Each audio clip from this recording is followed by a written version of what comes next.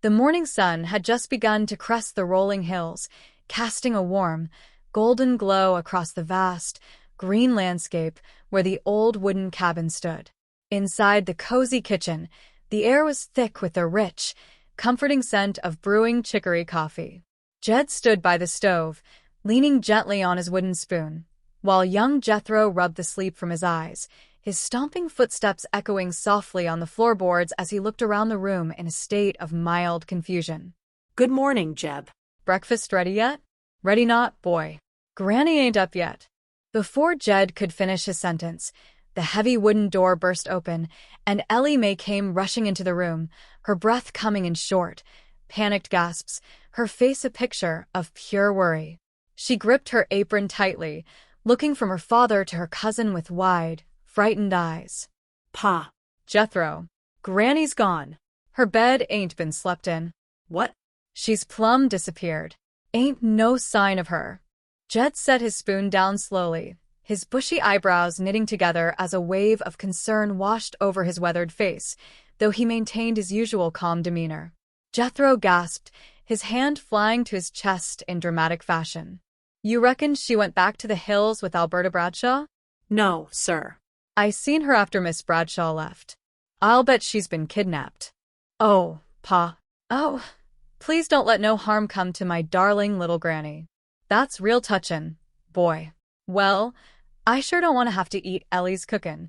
Jed scratched his chin, walking over to the window that looked out toward the backyard, where the family had recently reconstructed their old, rustic mountain cabin just behind the massive, towering structure of their modern home.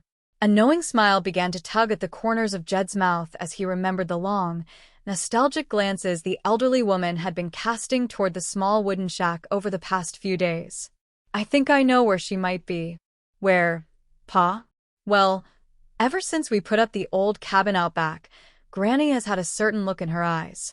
I'll bet you that's where we find her. Come on. The small group hurried out the back door, stepping onto the dew-kissed grass of the sprawling estate. As they marched toward the quaint little cabin, the farm animals penned nearby began to make their presence known, sensing the morning routine was slightly off. Ellie Mae, despite her worry, could not help but smile and wave at her beloved animal friends as they walked past the enclosures. Morning, Mrs. Hog. Mrs. Cow. Good morning, chickens. They reached the porch of the little cabin, and Jed pushed the door open gently.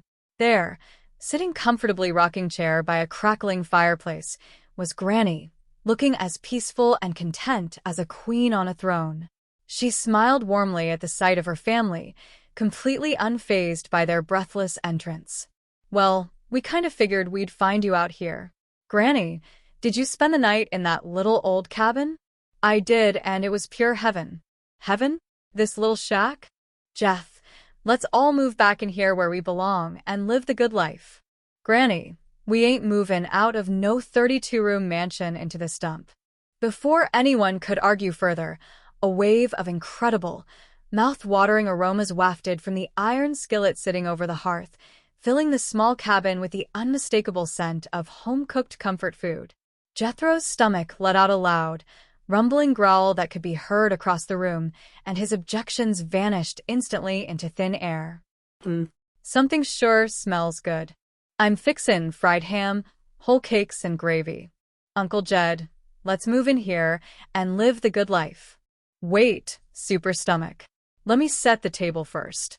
Ellie Mae looked around the tiny, one-room structure, trying to figure out the logistics of how 4 fully grown adults were going to fit their lives into such a modest space after living in total luxury for so long. Pa, is we really gonna move into this little cabin, all 4 of us? Well, if we don't, Granny ain't gonna give us no peace and no biddles. Well, if you want to stay in the mansion, I'll cook for you. Well, that's surpassing kind of you, Ellie. Well, I need to practice. True, true. But if we don't do like Granny wants, we ain't never gonna hear the last of it. Well, where'll we sleep? Well, you women folks can take the bedroom. Yes, there are meals spreader blankets in front of the fireplace. That floor's awful hard. Well, it'll only be till Granny gets this notion out of her craw. Oh, here you are. Just then, a short, energetic man with a bright smile came strolling down the path toward the cabin, waving his hat in greeting. It was Shorty, their trusted friend, looking curious about all the early morning commotion in the backyard. Morning, Shorty. Morning, Miss Kelly. What you doin' down here? We's fixin' to move into this little old cabin. Everybody? You're welcome to join us, Shorty. You can bed down on the floor with Jethro and me. Shorty looked at the tiny cabin, then turned around to look at the massive, empty mansion standing proud against the Hollywood skyline. An idea began to form in his ambitious, fun-loving mind. If it's all the same to you, I'd like to stay in the mansion. Well, you'll be all alone. I'll rough it. Can you manage that big old place all by yourself? Jerry used to run a hotel by himself. Elvin and Bradshaw ain't here to cook for you no more. I'll make out. That big old mansion is likely to be kind of cold and lonely without a woman's touch. Yeah, that's true. But I'll get along. Okay, Shorty. Place is yours. It's a deal. Shorty watched them settle into the cabin, a joyful tune humming in his throat as he turned back toward the grand estate, imagining the incredible possibilities of having a giant mansion all to himself. He began to sing softly to himself about the grand madams and gentlemen from Beverly Hills and Hollywood, moving here for fun and thrills, where the food is good and the rooms are large, and if you're pretty, there is no charge, creating a hilarious little hinky-dinky party song in his head.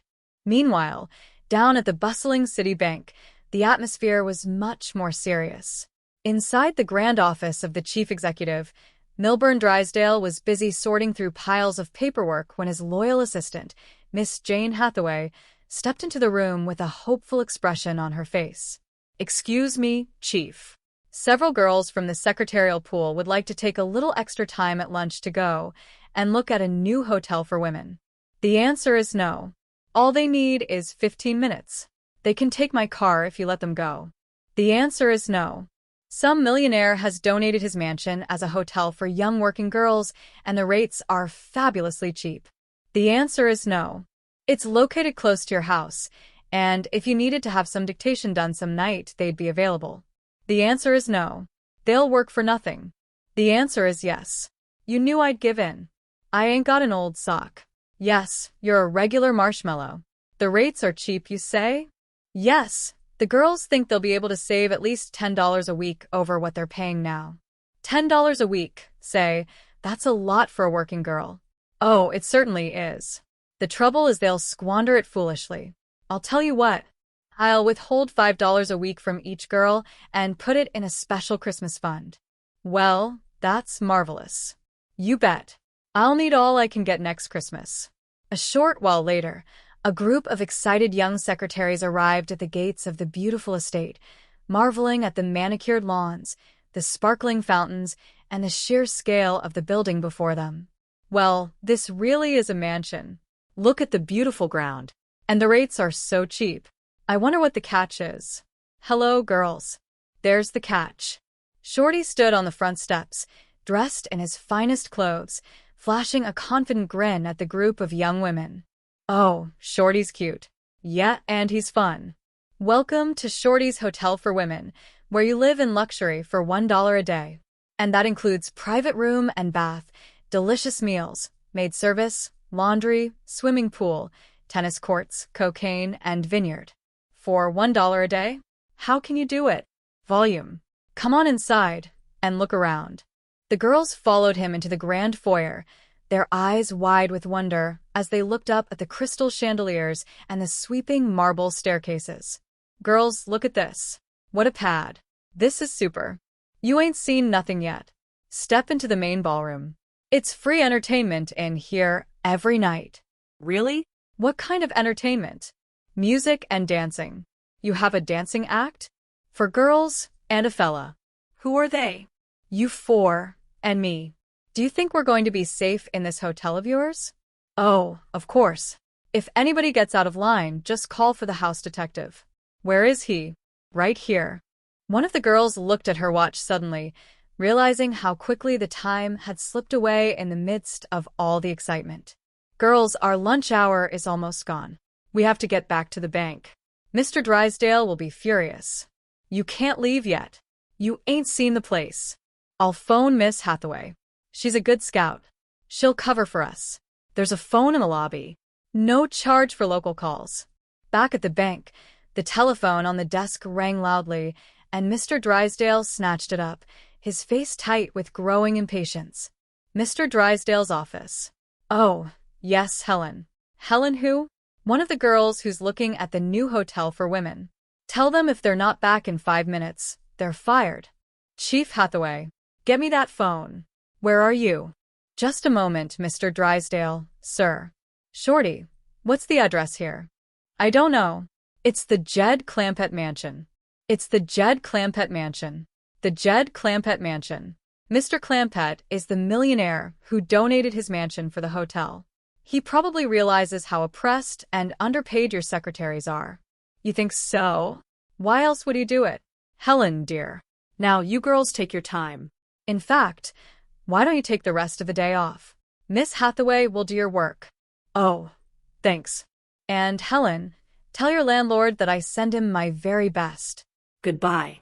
Goodbye, sir. And thank you. Helen hung up the receiver and turned to the other girls with a joyful shout. Girls, we have the rest of the day off. And, Shorty, Mr. Drysdale would like to send you his best. I thought I had his best. But if he's got any better news, tell him to send them over. Meanwhile, back behind the mansion, Jethro was trudging through the mud near the pig pens, holding a heavy wooden bucket and looking thoroughly miserable as Jed walked up to check on his progress. Hey, Uncle Jed, look what Granny's got me doing. Good for her. But I'm a sophisticated international playboy with a 6th grade education, a member of the jet set. Jet setters don't slop hogs. They don't, huh? No, sir. No.